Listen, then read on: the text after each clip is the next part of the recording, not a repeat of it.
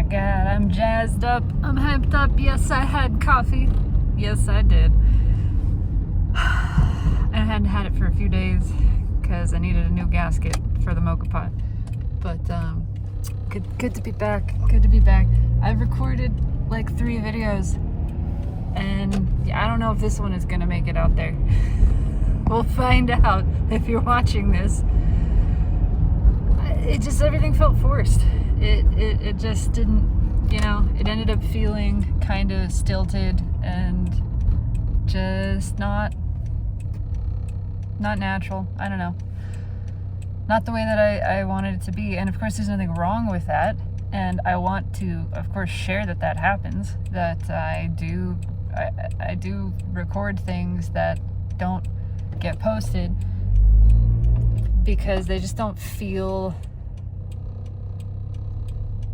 I don't know, the way that I want them to feel. They don't feel flowy.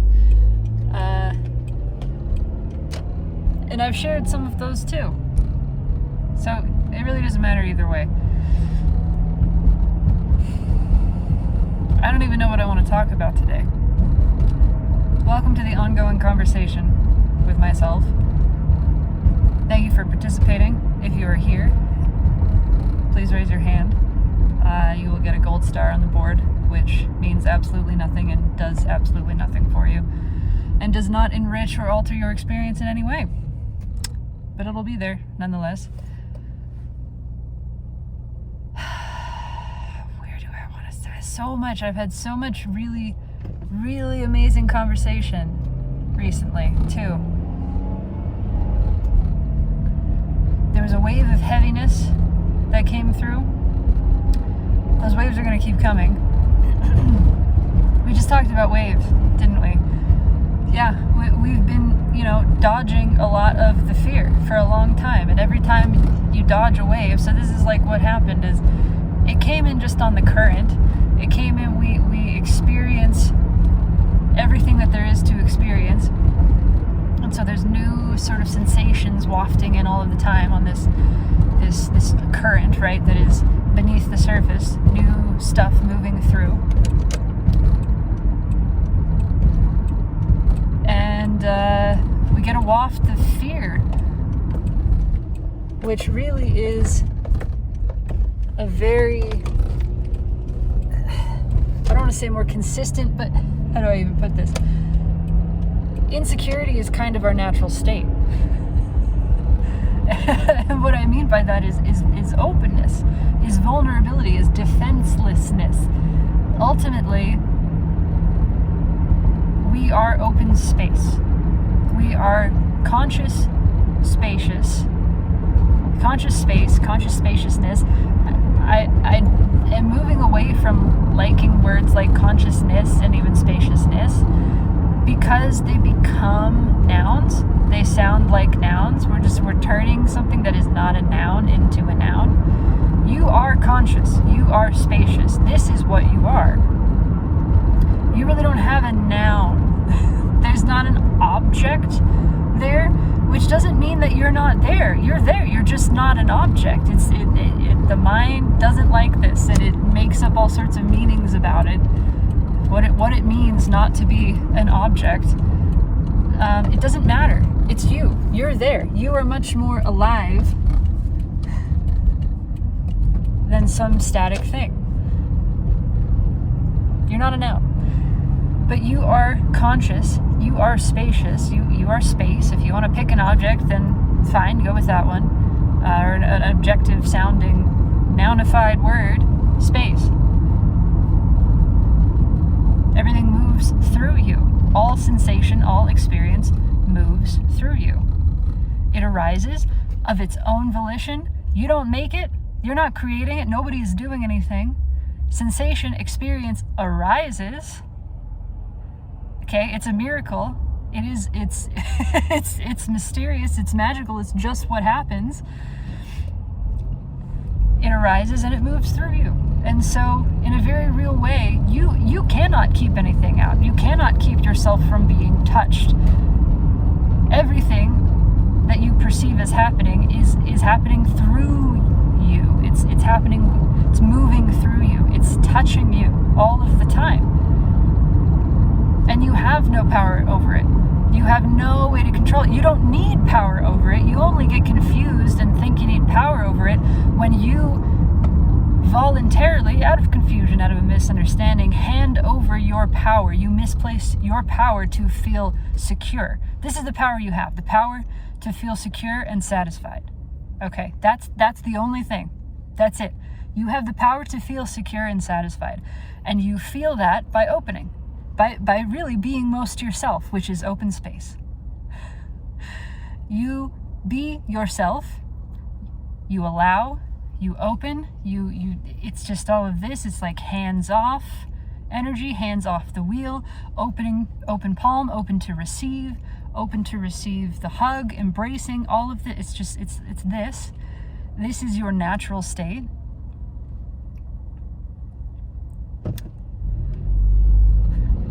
And it's actually effortless, again, because it's your natural state. It takes no effort. That is you at rest.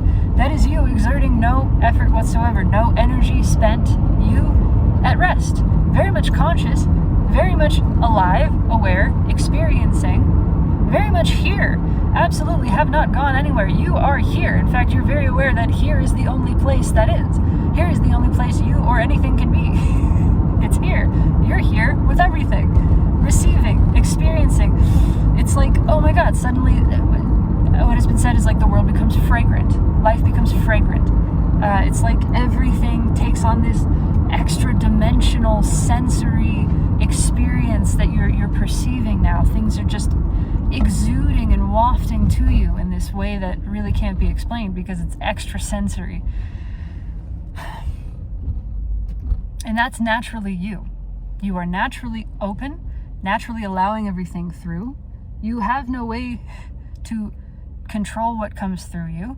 You don't need to control what comes through you. It's not dangerous. It doesn't hurt anyone. It doesn't harm anyone. We're going to make just that distinction to keep in line with the verbiage that we've previously established. It doesn't harm. Nothing is ever harmed. Ultimately, everything that is experiencing is this open space. There's nothing to harm. There's no way to harm. So you can allow all of this experience through.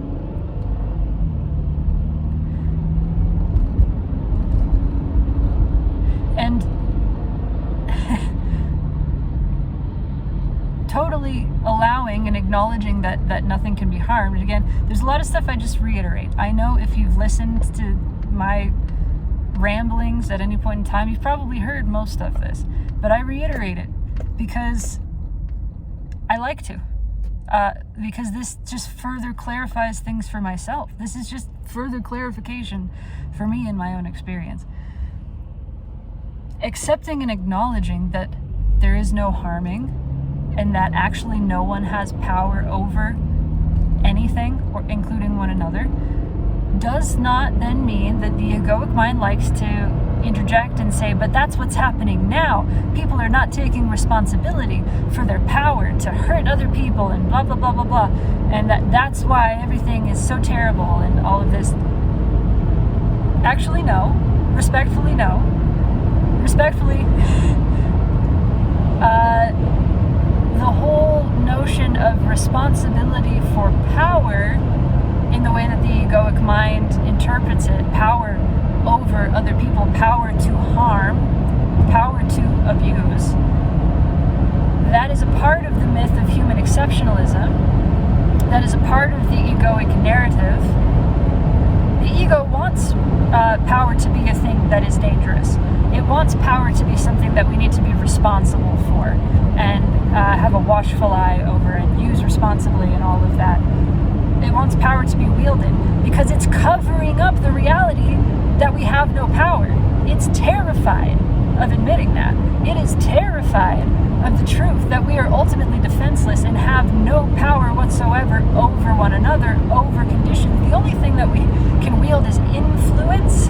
We can influence someone into taking on a narrative, into taking on a fearful energy, that kind of thing. We can influence someone into giving up their power to conditions instead of recognizing no conditions have power over me.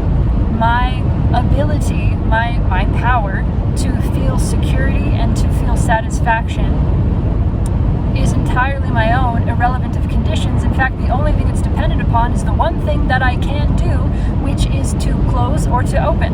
That's it. I'm a sphincter. I have a sphincter. How embarrassing is that? Of course ego wants to hide that. Of course ego creates all of these terrible stories about how disgusting sphincters are and open spaces and all of that. It's terrified of the reality of itself. It's terrified of the reality of you, what you are. Conscious space, the only thing that you can do is open or close.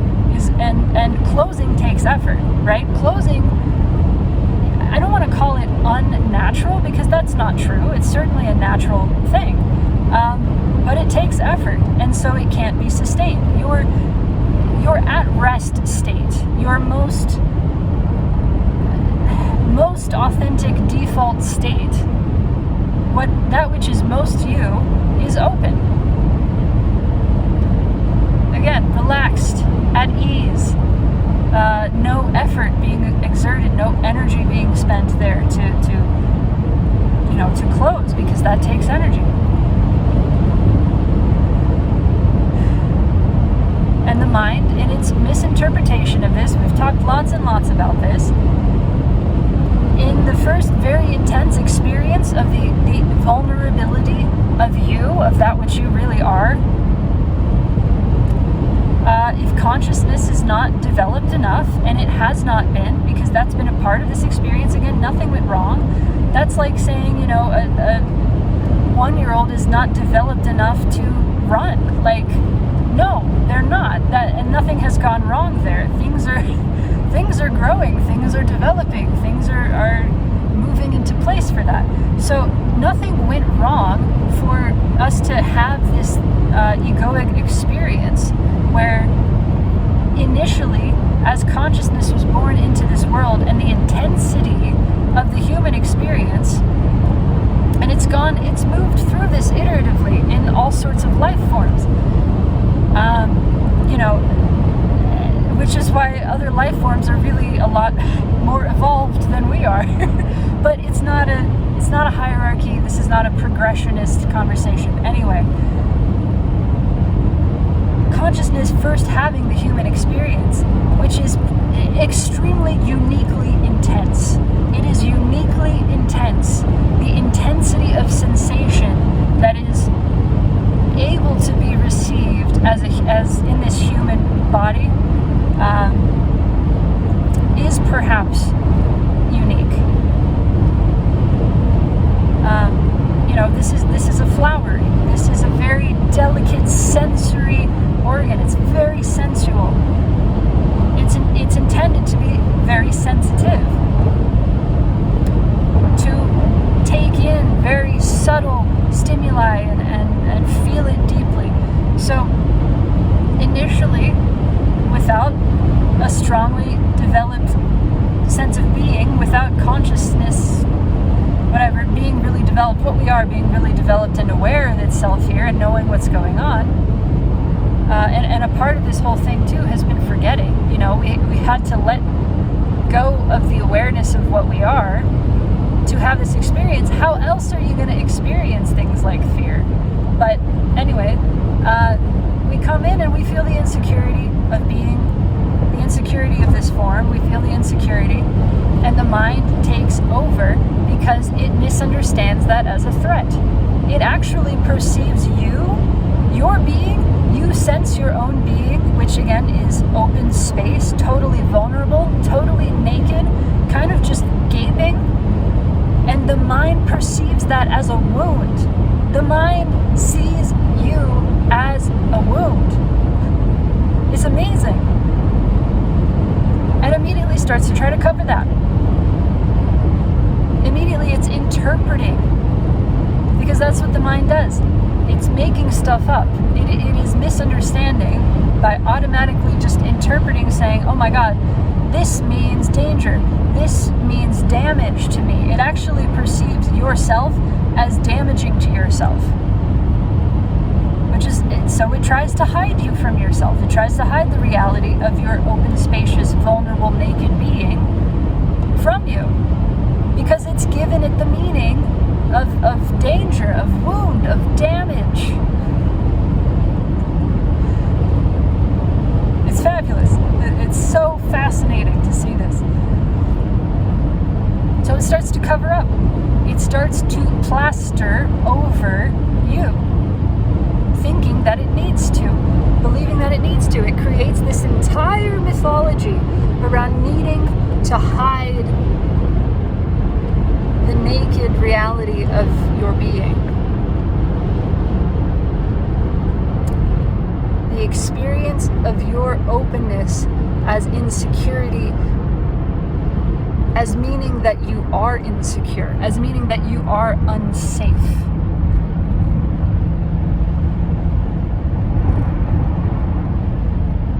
So it starts to separate you. It tries to pull you from yourself because you have been deemed a threat through this simple misunderstanding. Again, there's no malice here, nothing malicious. Nobody, this is not some war. This is not some evil conspiracy. This is just a misunderstanding of perception. The mind tries to separate you from yourself. It tries to cover you up. And in the process, of course, all that it's doing, all that it can do is to separate you from the world, to separate you from everything. Because you're one. All of this is connected. You cannot split anything up. Every experience, every form, every sensation is coming through you, is happening within you. So to try to close you off is to close off everything, is to cut you off from the world, from yourself, from all of it, all of it. Which is what Jesus was expressing when he said things like you become as a was it branch cut from the vine, that kind of thing. You feel disconnected from the whole of yourself. And you feel the suffering of resistance, of resisting looking at your being. So all of this roundabout to where we started with this, which thankfully I just remembered, was when we get the first waft of that, right? The first time that this happens, the first sense of insecurity that we're not prepared to open to, and so we don't allow through. Instead, we close to it, right? We close to it and we try to dodge it. We're trying to avoid experiencing that sensation because it's been misunderstood and misinterpreted as meaning something, meaning that you are not safe. And as an addendum to that, just because I want to get this in there, not safe and not satisfied, they go together. They're bound together. Not safe and not satisfied, they are, I don't know if you want to call them two sides of the same coin. It's not exactly that. They are woven together. Safety or security and satisfaction, as well as peace, serenity, and just self. So I like alliteration just because it's pleasing to me. Self, security, satisfaction, and serenity, right? These are all, they're like one and the same thing. So we dodge the experience, we close off, because we close off to the experience of fear, which was coming through on this current. It was really the experience of yourself. That sends a ricochet. We close, you're like this open passageway and this energy is flowing through you, right? And instead of letting it flow through you closed, and so it hit this wall and it bounced off, but it doesn't go away. All it can do is bounce off. Now you've made a wave. Now you have sent a wave. Instead of letting the energy come through you, you close to it, it bounced off of you and is sent back out. And what happens is it gains momentum because of that. Because you pushed it away, it was drifting through you. It actually would have just drifted through in this relatively gentle form.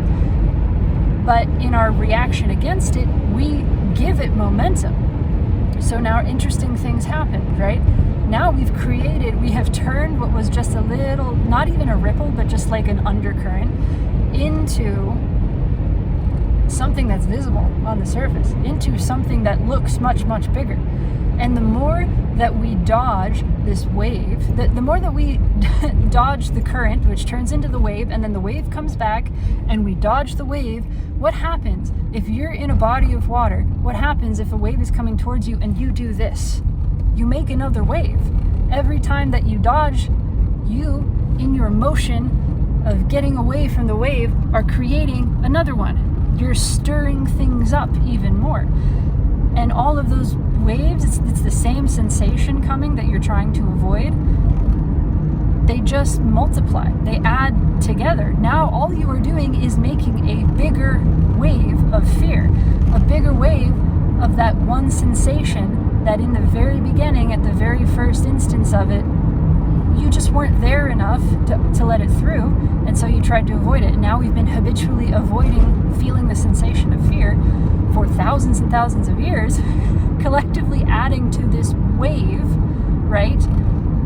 Maybe even series of waves, but it's gotten bigger and bigger.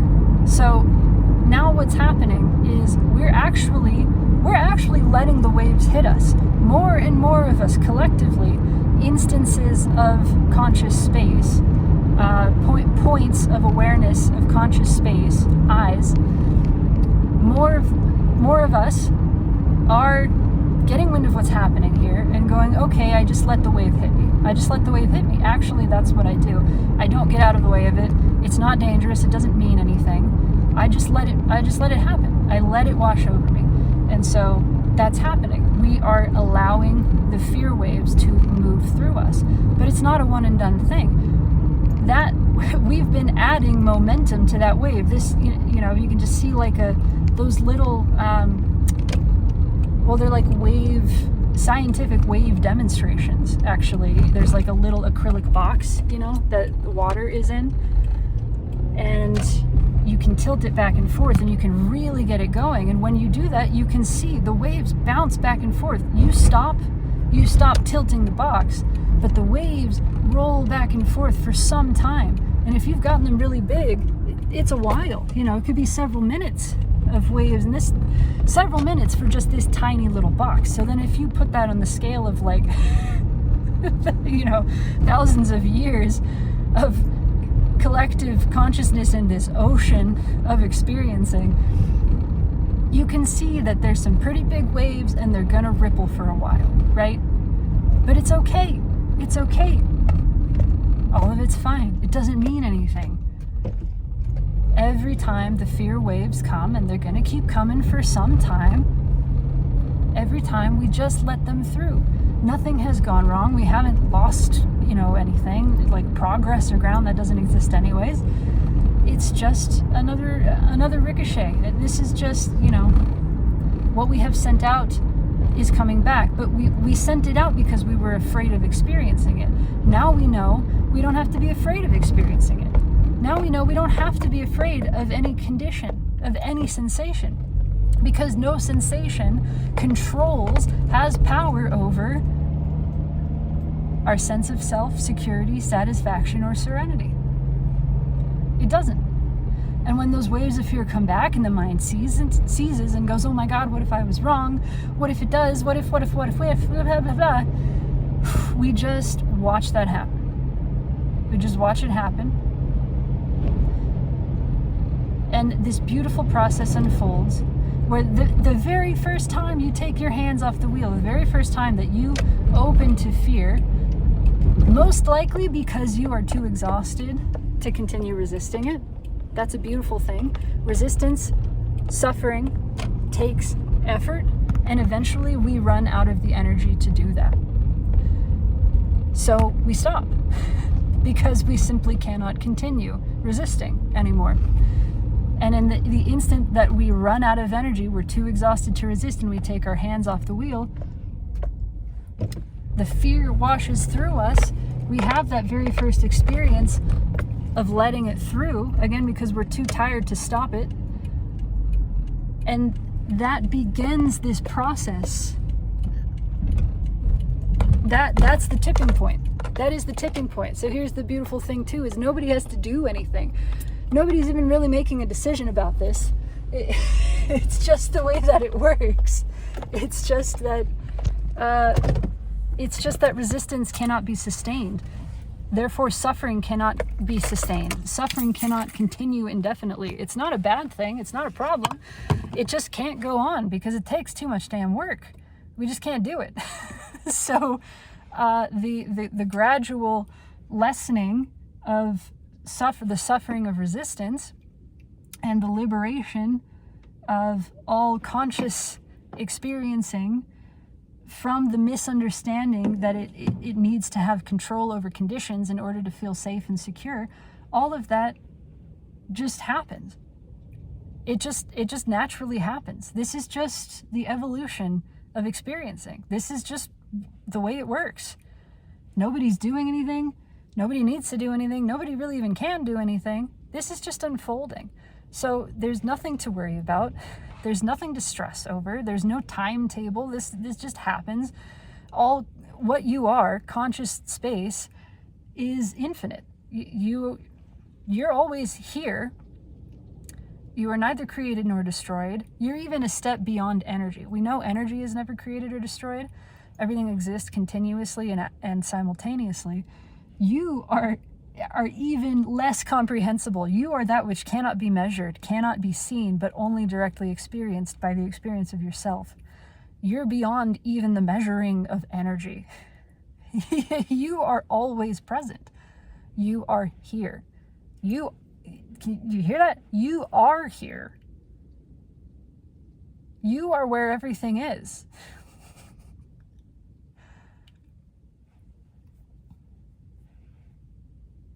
So all of this is just unfolding.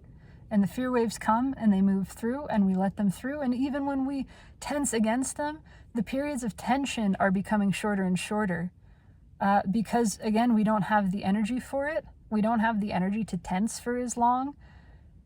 And we are gradually just being acclimated to the relaxation, to the resting, to the not doing. We're learning more what it feels like to not do, to just be open, to allow, to surrender all control of conditions, because actually that takes too much damn effort to begin with. That's where it starts. And then you realize, oh my God, I never needed to do that anyway. I stopped doing it because I was too exhausted to continue. And in that experience, I directly experienced and realized I never needed to do this in the first place. It was a misunderstanding. I never needed to control conditions. It doesn't matter what comes. In my openness to receiving, I know nothing destroys me, nothing damages me, nothing harms me, and nothing has control over my security and satisfaction. That is entirely dependent upon my sense of it. First of all, nothing touches it whatsoever. That's just there. But my own sense of it is really what I'm looking for. My own sensing of my security and satisfaction of myself is entirely dependent upon my openness. That's my choice. That is within my power. That is the one thing that I can do. That is the one thing that I can do. I can open or close. And even when I close, it's not a big deal. It doesn't change my security and satisfaction. I'm just sort of, pinching against it. But that's okay. That takes a lot of effort. I'm going to stop doing that because I get tired. In fact, I get tired more and more easily now. I'm more and more quickly exhausted by that. And when I find myself in it, I'm starting to have a fully systemic reaction to it that is like an allergic reaction. I'm starting to lose tolerance for resistance, for being in resistance. Because again, resistance is just an experience and that can move through. But when I identify with it and I'm bound up in it and like, this is me, I'm resistant, then that's when, I hope you enjoyed that voice, that's when I start to feel really just sick. I just start to feel kind of sick, like sick to my stomach sick, like nauseous sick, like I can't keep this down kind of sick. Something is just, it's being rejected. It's being sent back because I can't take this. I can't sustain this. So yeah, that's what's happening. The fear waves are moving through. I got to wrap this up because I got to get inside. But they're coming through, and it's all good. It's all okay. And we are acclimating, we are calibrating towards the rest, towards the openness, towards the non-action, the relaxation. The most natural is like, that puts it on a scale that I don't want to put it on.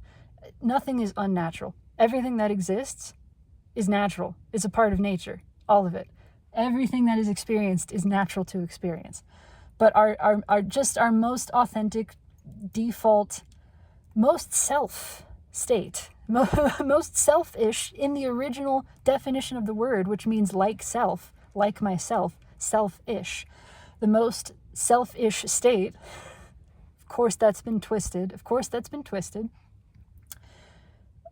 our just default state, that which is most like what we are, is in the rest, is in the openness. And actually, when you're there, you find that things move through you. Things just come through. You're not doing anything, but in your openness and you're allowing every sensation, every experience to come through, guess what? Some of that stuff that comes on the current and through you is action. Some of that is, something comes through you, something comes out and into the world, and it's really pleasing and satisfying and effortless, and you look at it and marvel and go, whoa, what was that? I didn't do that. That was cool. Look at that thing that like my body just did. That's amazing. Look at this conversation that just like erupted from us. That was really something to listen to, wasn't it? Like, that wasn't me. I didn't do that, but I'm so glad. I'm so glad it happened, and that I got to hear it. I got to participate in that, and everything becomes like an improv symphony. Symphony is maybe more relatable than jam session to some people. I don't know. But you have your own music, but you don't even need to look at it anymore, because it's just coming through you, and you're comfortable with all the measures of rest. You're comfortable with the fact that you're not playing all the time. You don't need to be playing all the time. Nothing is being achieved. That's not getting you anything. It's cool, man. It's all good. And when the music does come through you, you sense it. You just go, oh yeah, like now's the time for me to like bust out just a few, notes, just a little riff, just a little rhythm that just like colors this whole beautiful scene. And you're so aware that nobody is the star and nobody's like center stage. This is just this, every instrument is playing its own beautiful thing with many measures of rest, which is also beautiful. And it's just creating this wonderful soundscape that is just so fabulous and fascinating and continuous. And I gotta stop because I gotta go inside. But that's it for today. If you're feeling the fear, just let this be a part of. You already know, and it's okay. But it's okay to also have the extra reminder. It's okay that we remind each other that it's okay. That's what nature is doing all the time. Nature is always saying it's okay. Everything's okay. Hey, it's all really okay. It's good. You're good. Chill out. Let it happen. It doesn't mean anything. It's okay. So this is just a part of that. Nature coming through with that message, which is really all that it's saying all the time.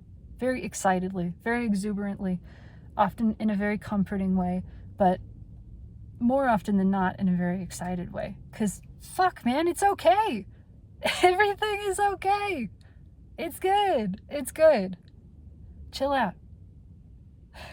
I love you. Take it easy.